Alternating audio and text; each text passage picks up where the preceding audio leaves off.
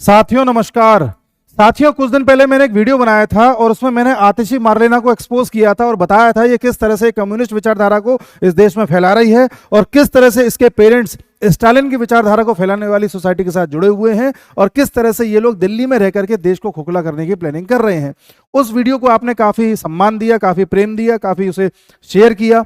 आज हम इन्हीं दोनों की करामात को और एक्सपोज करने जा रहे हैं और बताने जा रहे हैं कि दिल्ली के स्कूलों की हालत कितनी खराब करके रख दी है इन लोगों ने, और दुनिया के सामने एक ढिंढोरा पीटते हैं, ड्रामा करते हैं कि दिल्ली की एजुकेशन तो बहुत अच्छी है, स्कूल तो बहुत अच्छे हैं। आपने भी सुना होगा और आपको भी लगता होगा।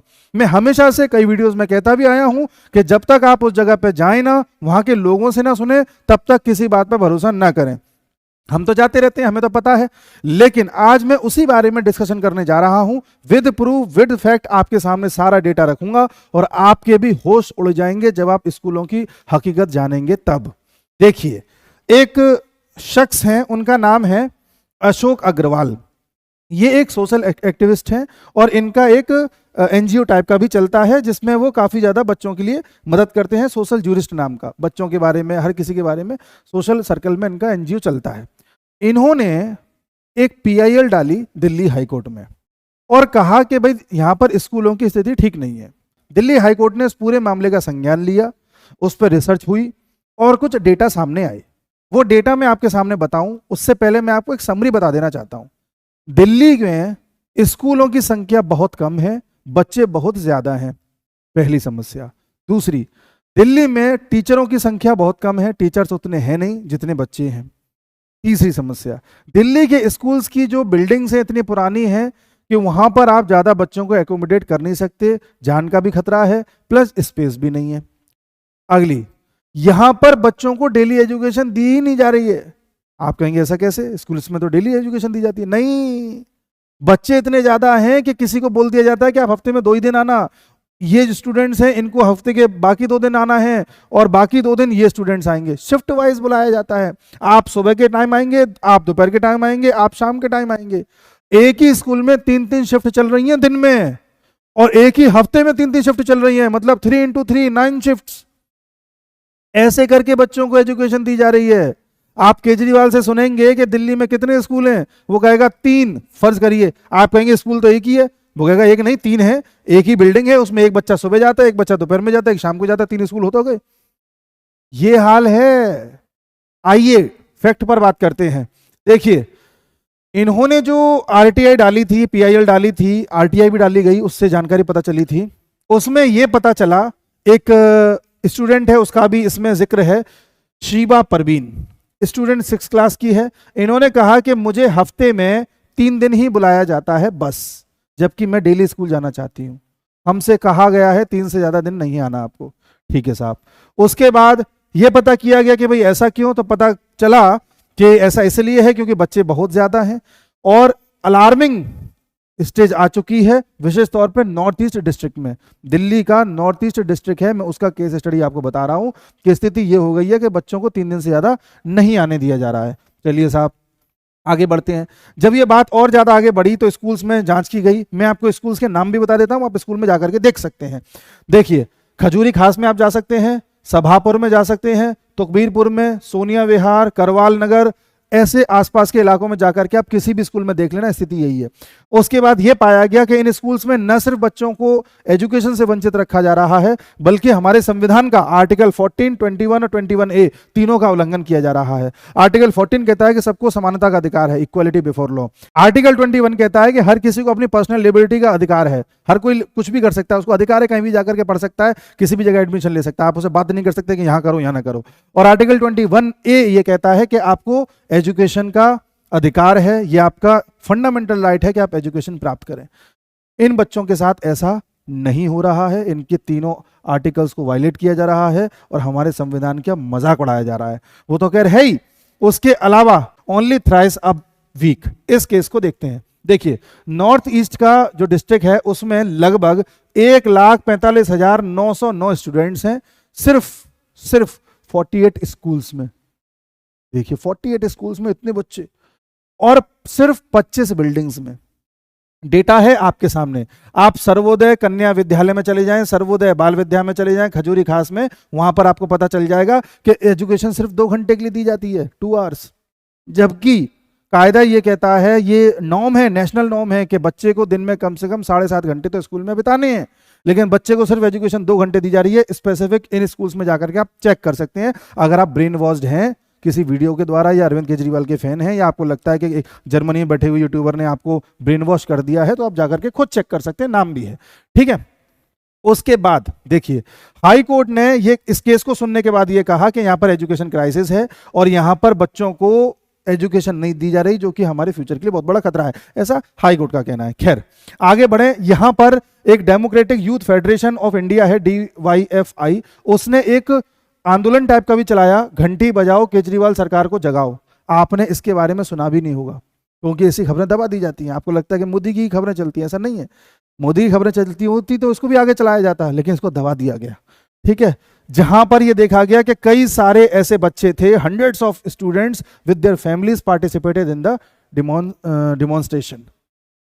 कई बच्चों ने और उनकी फैमिलीज ने इसमें पार्टिसिपेट किया था, इस आंदोलन में। एक तरह से कई लेटर्स लिखे गए एजुकेशन मिनिस्टर को आतिशी मारलेना और चीफ मिनिस्टर को अरविंद केजरीवाल, जो जेल में बैठ के भी अपना इस्तीफा नहीं दे रहा, उसको कई लेटर लिखे गए कि स्थिति खराब है, कोई जवाब नहीं देता। आतिशी मारलेना जवाब ही नहीं देती।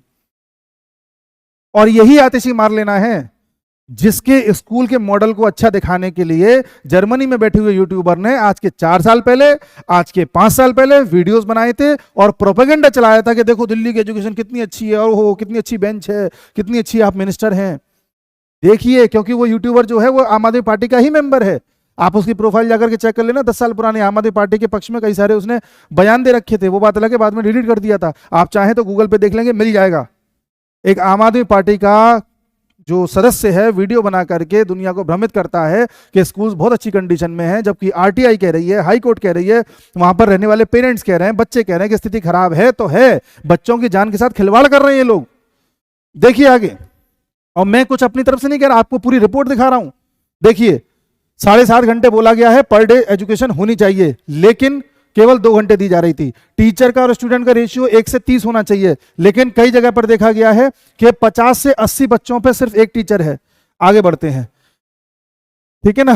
और the number of students enrolled in most government schools in north east Delhi is several times higher than the facilities available. जितनी सुविधाएं हैं उसके न जाने कितने गुना ज्यादा बच्चे वहां पर मौजूद हैं। एक फैक्ट है, इस पर भी मैं आपको भी बताऊंगा विद डेटा, ठीक है।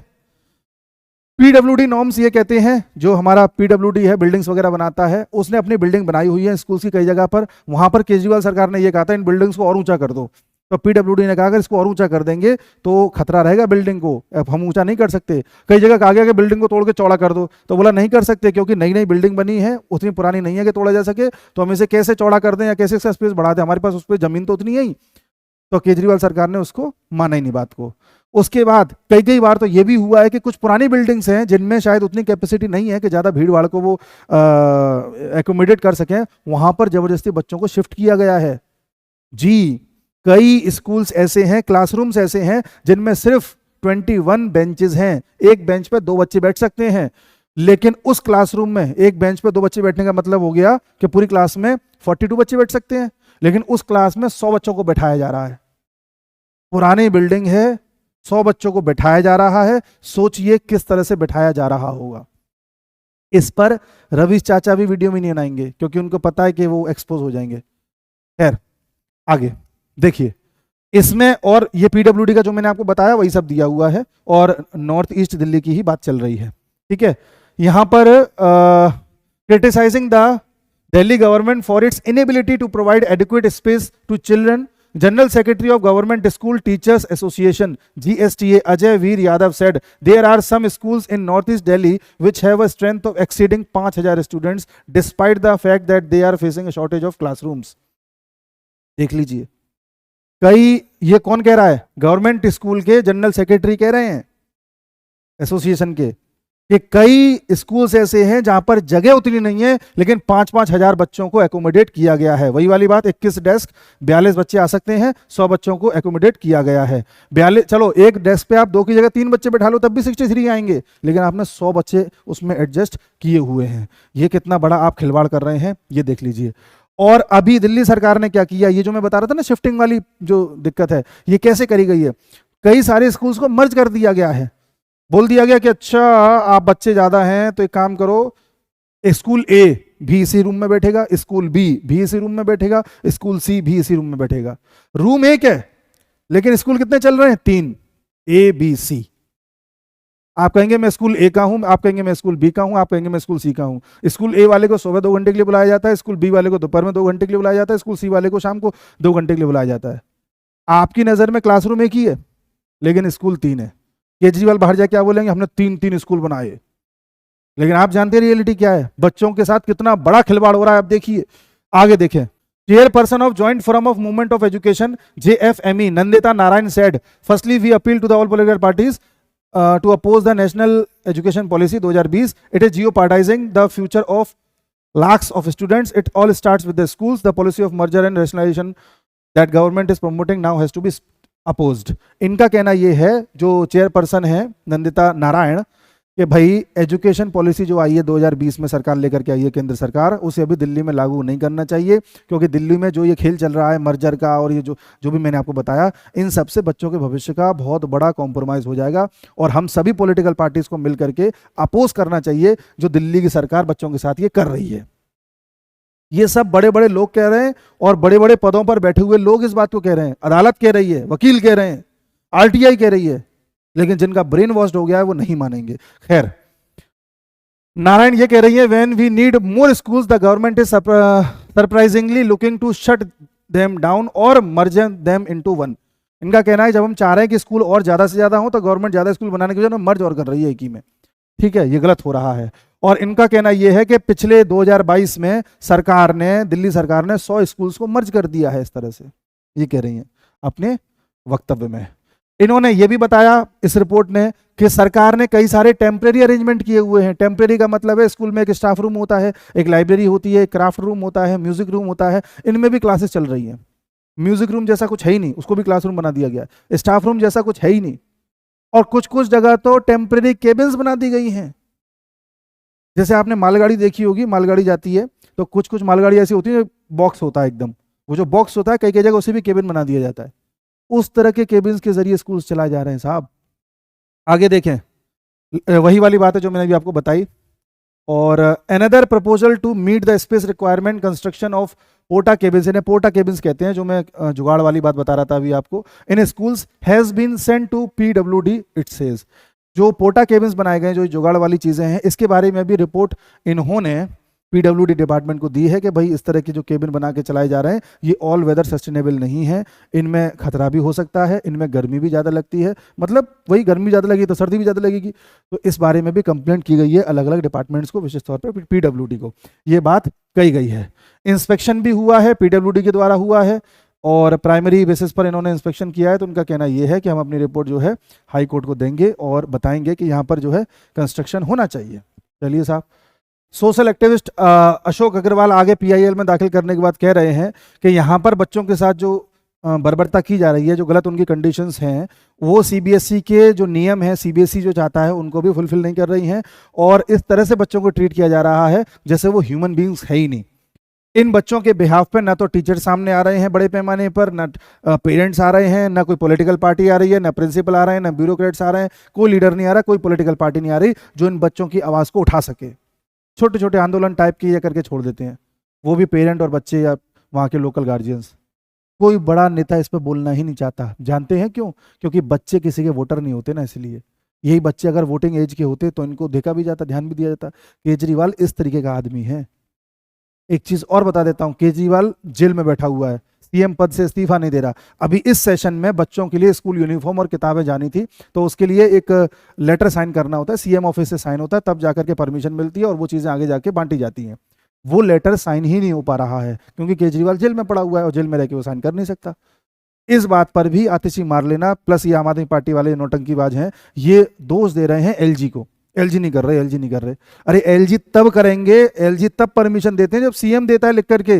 CM लिख के नहीं दे रहे, LG परमिशन दे दे कि हाँ बांट दो, तो आप कहोगे अरे LG CM को भी सुपरसीड कर रहे हैं, इनसे भी ऊपर निकल रहे हैं, उस पर भी आप क्वेश्चन मार्क लगा दोगे। दिक्कत तो हर तरफ से है ना, ये इतने बड़े ड्रामेबाज हैं। ये जो आम आदमी पार्टी का नाटक करता था, सीएम पद से इस्तीफा नहीं दिया जा रहा इससे।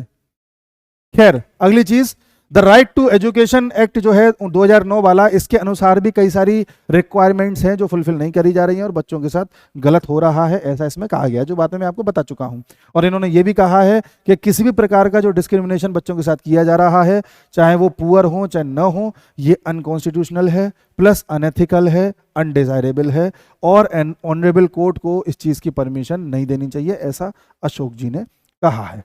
पोर्टा केबिन्स के बारे में मैंने आपको बता दिया कि ऑल वेदर सस्टेनेबल नहीं है और खतरा है, कुछ भी हो सकता है, इस पर भी सरकार कोई ध्यान नहीं दे रही। शिफ्टिंग ऑफ स्टूडेंट्स का मैंने बता दिया, पार्शियल शिफ्टिंग हुई है, ओल्ड खजूरी खास बिल्डिंग इज टोटली अनजस्टिफाइड, जो खजूरी खास में हुई है पूरी तरह से अनजस्टिफाइड है, ऐसा ये कह रहे हैं। वही वाली बातें हैं जो मैंने आपको बताई हैं। खैर, accommodating the excess student in existing schools by the proposed measures, shifting 9,071 students from various schools to newly constructed school building in Shri Ram Colony, Khajuri Khas Chowk is not a viable solution to the problem and not in the interest of the providing quality education to the students. Arguing the petitioner, it was submitted that there are over 22,000 excess students in 14 government schools who are required to be shifted to other government schools with available facilities. मैं बताता हूँ, कह ये रहे हैं कि अभी अभी क्या हुआ है, लगभग 9,000 बच्चों को श्री राम कॉलोनी खजूरी खास चौक में जो स्कूल है उसमें शिफ्ट किया गया है। 9,000 बच्चों को आप देख लीजिए, नया स्कूल बनाइए कोई। और इसके बावजूद भी 14 गवर्नमेंट स्कूल ऐसे हैं जहां पर लगभग 22,000 बच्चे एक्सेस हैं। इनको शिफ्ट करने के लिए, अकोमोडेट करने के लिए व्यवस्था ही नहीं है। 22,000 बच्चे बहुत होते हैं। और मर्जर तो इन्होंने किया ही है, जो मैंने आपको बताया था थोड़ी देर पहले। अब कुछ आंकड़ा देख लेते हैं। टोटल नॉर्थ ईस्ट स्कूल की बात बता रहा हूं, 1,45,909 स्टूडेंट्स हैं, 48 स्कूल्स हैं, बताया था थोड़ी देर पहले, 25 बिल्डिंग्स हैं, 22,000 बच्चे ऐसे हैं जो 14 गवर्नमेंट स्कूल्स में ही हैं सिर्फ और सिर्फ। और वायलेशन हो रहा है आर्टिकल 14, 21, 21A, इसके बारे में मैंने आपको बता दिया। और one school for nearly 2,763 students, ये कहा है directorate of education to the high court. जो डायरेक्टरेट ऑफ एजुकेशन है, उन्होंने हाई कोर्ट में बोला है कि लगभग एक स्कूल में 2,700 बच्चे हैं। 2,700, इतना बड़ा खेल कर रहा है ये केजरीवाल। और आरटीआई का एक रेस्पॉन्स और आया है दिल्ली गवर्नमेंट स्कूल्स को लेकर के, उसमें यह बताया है कि 2022-23 की तुलना में 2023-24 में लगभग 30,000 बच्चे ऐसे हैं जिन्होंने अपने पैर वापस खींच लिए। मतलब स्कूल्स में बच्चों की संख्या बढ़ने के बजाय घट रही है। 30,000 स्टूडेंट्स घट गए हैं। ये देखिए, आरटीआई गई थी बकायदा, जिसमें ये पता लगा है कि दिल्ली के हर कोने से, हर सेक्शन से बच्चों की गिनती में कमी आ रही है। और जिन लोगों को फैक्ट देखना होता है देख सकते हैं, आरटीआई का रिप्लाई है जिसमें कहा गया है कि लगभग 30,000 बच्चे कम हो गए दिल्ली के स्कूल्स में। अगर दिल्ली के सरकारी स्कूल इतने ही अच्छे हैं, बच्चे कम क्यों हो रहे हैं? ये सब झूठ है। आरटीआई भी झूठ है, दिल्ली हाई कोर्ट भी झूठ है, पेरेंट्स भी झूठ है, बच्चे भी झूठ है। मैंने आपको स्कूल्स के नाम भी बता दिए, रिपोर्ट भी दिखा दी, ये भी झूठ है। सिर्फ एक जना सच है जो यूट्यूब पर आधी अधूरी जानकारी बता करके लोगों का ब्रेन वॉश करता है। एक वो सच्चा है, एक केजरीवाल सच्चा है, एक आतिशी मार लेना सच्ची है, बाकी सब झूठ है।